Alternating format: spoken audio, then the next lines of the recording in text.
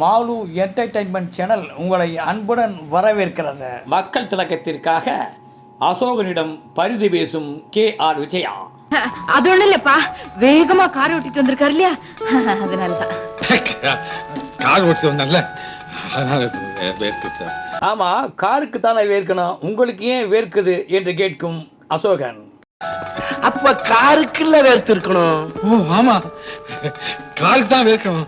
காருக்கு வேர்க்கிறதா? இந்த காட்சியிலும் உடம்பை ஏன் நெல்லு மிசிறுமானி உதறுது என்று கேட்கும் அசோகன்.